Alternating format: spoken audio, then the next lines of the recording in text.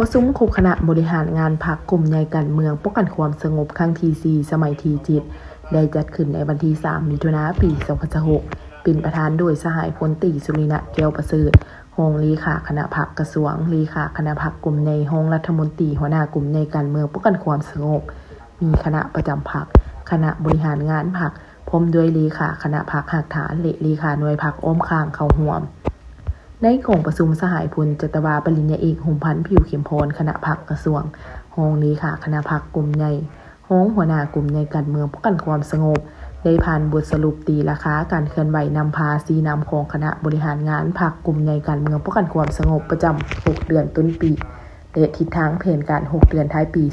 2026ซึ่งได้ยกให้เห็นผลงานด้านต่างๆเป็นต้นเมนได้เป็นเจ้าการศึกษาอมหมการเมืองแนวคิดการเผยแพร่มติคำสั่งและมูลเสื้อวันสำคัญต่างๆรวม6ครั้ง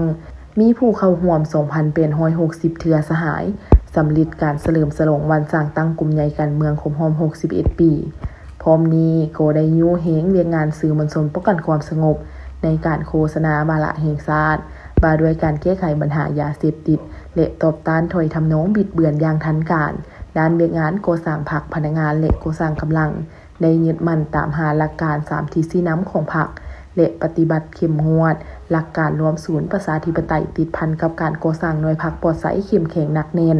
ใน6เดือนผ่านมาได้สร้างหน่วยพรรคเพิ่ม3หน่วยปรับปรุงหลักฐานพรรค4หน่วยบ่งตรวจแต่งตั้งคณะพรรค64สหายอนุมัติมหาศูนย์ก้าวหน้าเฮียนสนับสนุน270สหายเข้าพรรคสำโรง87สหายและเลื่อนขึ้นสมบูรณ์56สหายเคียงคู่กันนั้นได้เอาใจใส่ปรับปรุงกงจักรการจัดตั้งให้กระทัดรัดยกย้ายแต่งตั้งเรือนชั้นให้นายและพลตำรวจภายในกลุ่มใหญ่271สหายและนำส่งไปยกระดับ113สหายนำพาซี่นำสถาบันการศึกษาป้องกันความสงบปรับปรุงคุณภาพการเรียนการสอนโดยเฉพาะโรงเรียนวัฒนธรรมป้องกันความสงบที่สามารถญาติได้รางวัลนักเรียนเก่งคันเมืองคันเข่งและญาติได้1เหรียญเงิน4เหรียญทองจากการแข่งขันหุ่นยนต์อยู่ประเทศไทย